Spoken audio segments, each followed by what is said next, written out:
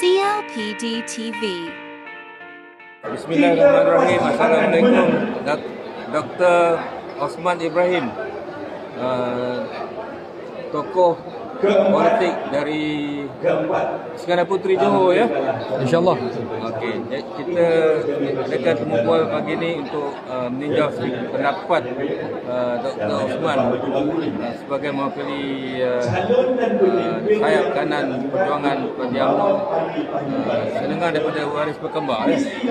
Ya, insyaAllah. Boleh kenalkan diri. Ya, Bismillahirrahmanirrahim. Assalamualaikum warahmatullahi wabarakatuh. Terlebih dahulu saya ucapkan terima kasih kepada Tuan Haji Nasrun. Kemudian saya pada pagi ini untuk bersama memberi sedikit pandangan dan rujuhan tentang isu yang akan kita bincangkan. Ya, saya daripada Waris Pengembar Johor. Secara ringkasnya, Waris Pengembar ini adalah satu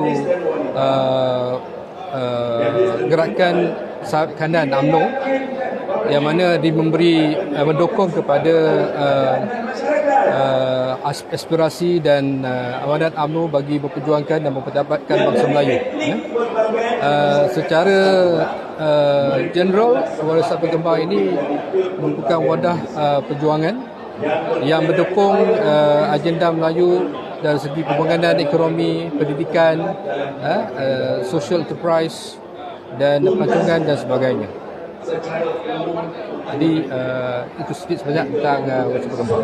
Okey, cakap tentang Waris Pengembar, dia merupakan suara dan nadi, jejuk nadi pada perjuangan UMNO sendiri sebagai parti perjuangan. Ya, saya. Sekarang dah berumur 76 tahun. 5 tahun. Apa signifikan tarikh 11 Mei itu pada perjuangan yang Doktor fahamlah?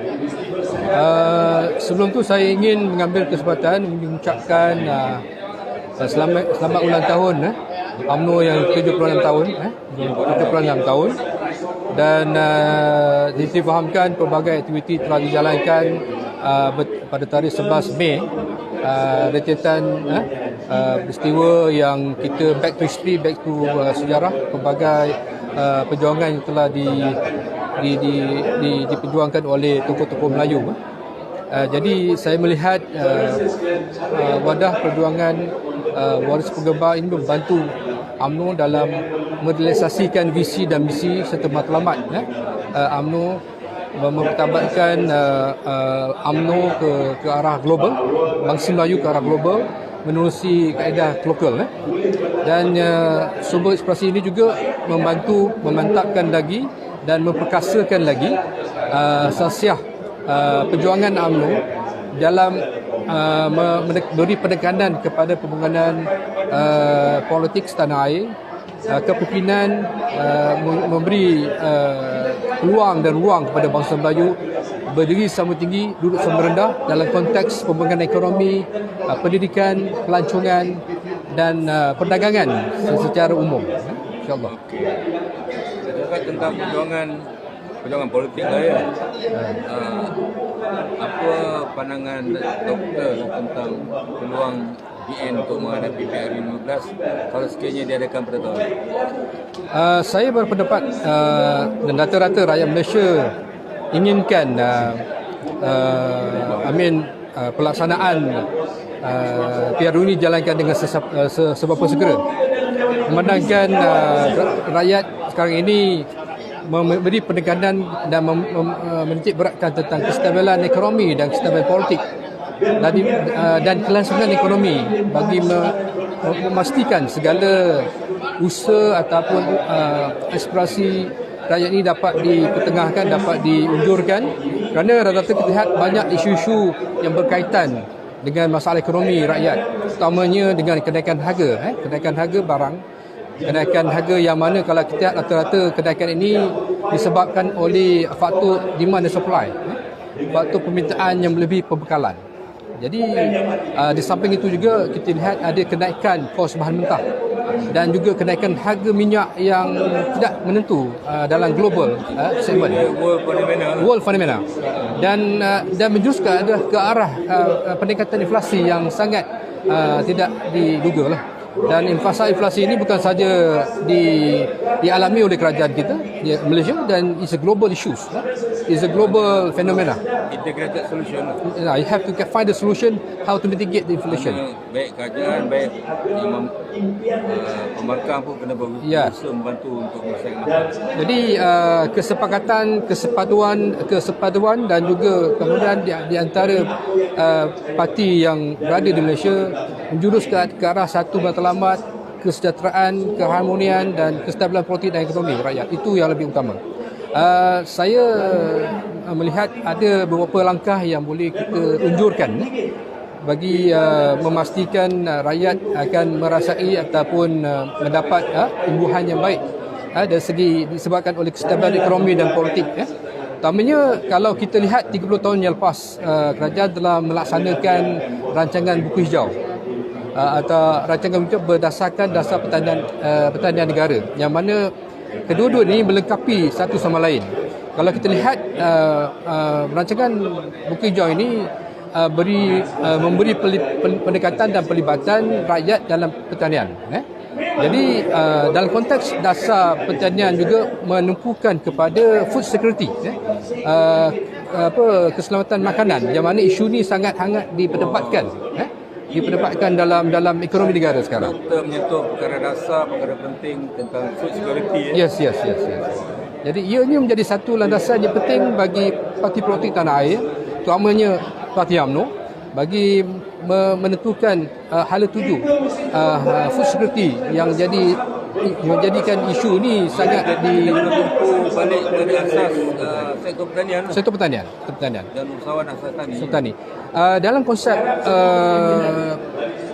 rancangan buku hijau ni, kalau kita lihat ada beberapa langkah, contohnya backyard farming, kitchen farming dan community farming ini boleh dikembalikan semula, diketengahkan semula bagi rakyat, bagi merealisasikan konsep pertanian secara moden dan sebagainya.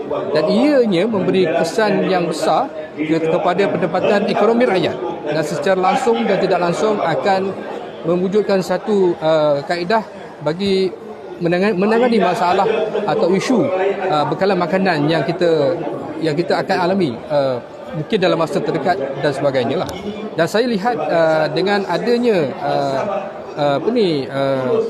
penggemblengan dasar pertanian negara yang telah direalisasikan sebelum ini, dapat memastikan kesenambungan akal berterusan bekalan makanan kepada rakyat secara umum. Jadi saya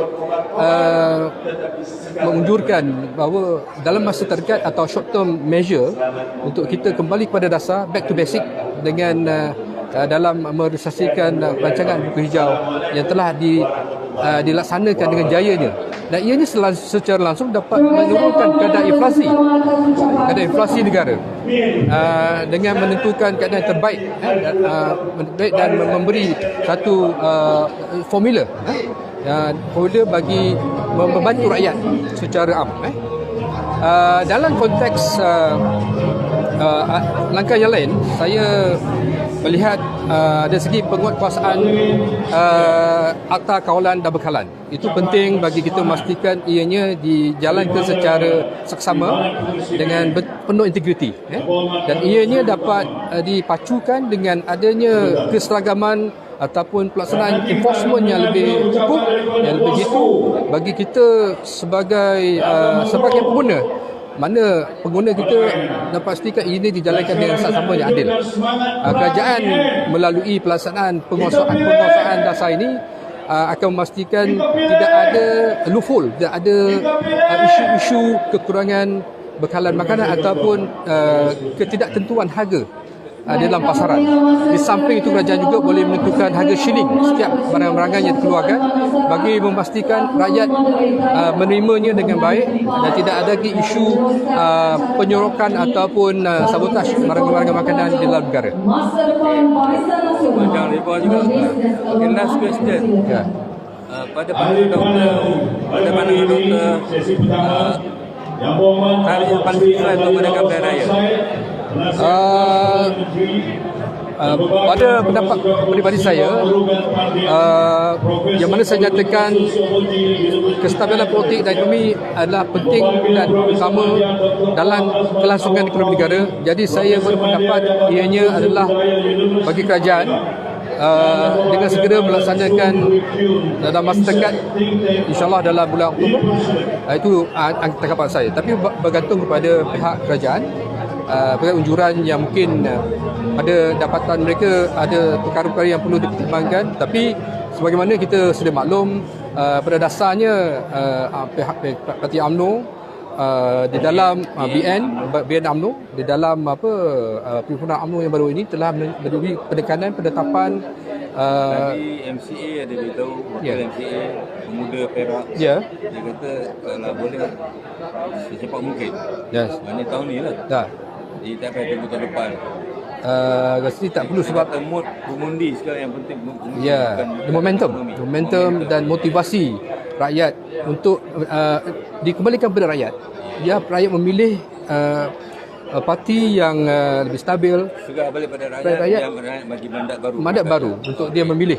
Dan satu lagi yang paling penting, dalam konteks pembenahan ekonomi, kita perlu memastikan satu pejabat kerajaan yang cekap, dan juga mempunyai daya saing dan daya integriti yang sangat mantan, dan perlu mengelakkan isu-isu keterisan ataupun isu-isu rasuah dalam pentadbiran negara. Itu penting. Jadi ini adalah satu mungkin dasar yang mungkin boleh dikenalkan oleh parti, bukan saja parti UMNO Barisan Nasional, juga parti-parti lain. Ini amat penting bagi memastikan rakyat memilih parti yang sangat berintegriti, memacu ke arah kestabilan, kesejahteraan, kesepaduan dalam memastikan perpaduan yang lebih universal, dan memastikan ianya berlandaskan prinsip dan keharmonian dan nilai-nilai yang boleh diadaptasikan. Kerana kata kita lihat dari segi konteks pendidikan, kita perlu melihat kembali apakah peranan pendidikan dalam konteks nilai-nilai kemanusiaan dalam pembangunan politik negara. Dari segi demokrasi, parlimen, dan juga dari segi penerapan nilai-nilai murni yang mungkin kita sebagai secara seluruhannya kita boleh memberi galakan kepada GRC, for example. GRC untuk secara agresif untuk menerapkan nilai kemanusiaan dalam sektor swasta dan sebagainya. Itu yang saya impikan, itu yang saya pada pendapat saya itu perlu digubal, dirungkai dan dilaksanakan dengan lebih tersusun, sistematik dan lebih terancang, insya-Allah. Terima kasih banyak. The end discussion setakat ni. Mungkin kita ada masa lain kita akan insya-Allah. Terima kasih. Banyak betul idea pada doktor ni. Terima kasih. Looking forward. Your commitment to politik ni memang insya-Allah. at high.